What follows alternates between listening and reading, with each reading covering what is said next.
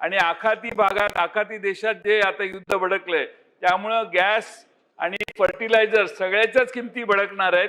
त्याच्यासाठी आपल्या उपाययोजना काय आहेत? महोदय, माननीय जयंत पाटील साहेबांनी ज्या काय सूचना केल्या आहेत निश्चित प्रकारे ते करताना त्यांच्या घरामध्ये ज्याचं लायसन आहे त्याच्या घरामध्ये किंवा त्या प्रिमायसेसमध्ये त्या बाबतीमध्ये राहणार नाही याची आम्ही निश्चित प्रकारे त्या बाबतीमध्ये त्याप्रमाणे सूचना दिल्या जातील. दुसरं आपण सांगितलं की खताच्या बाबतीमध्ये आपण काय सांगितलं, खताच्या बाबतीमध्ये निश्चित प्रकारे आज आपल्या राज्यामध्ये आजही खताचा साठा किंवा पुरवठा व्यवस्थित आहे.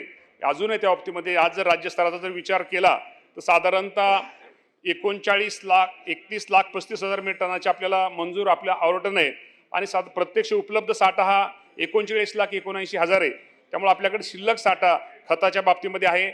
आणि मगाशी नांदेड जिल्ह्याचा त्यांनी सदस्यांनी प्रश्न विचारला होता. नांदेडच्या बाबतीमध्ये सुद्धा शिल्लक साठा खताच्या बाबतीत आजही खताच्या बाबतीमध्ये आपल्याला कुठल्याही प्रकारची अडचण राहणार नाही.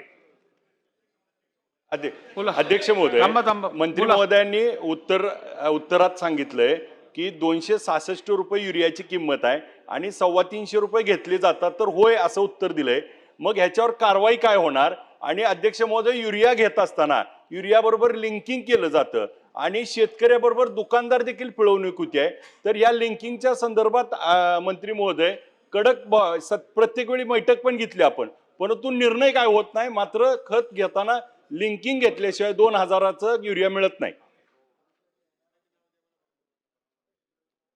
अध्यक्ष महोदय, खरं तर आपल्या सर्वांना माहिती की शेतकऱ्यांचा लिंकिंगच्या बाबतीमध्ये अनेक सदस्यांच्या नेहमीच त्या बाबतीमध्ये तिथल्या भागातले शेतकरी त्यांना मागणी करत असतात आणि त्यांची जी मागणी रास्त या बाबतीमध्ये खरं तर या बाबतीमध्ये सखोल अशी त्या बाबतीमध्ये चर्चा होणं निश्चित प्रकारे भविष्यामध्ये गरजेचं आहे.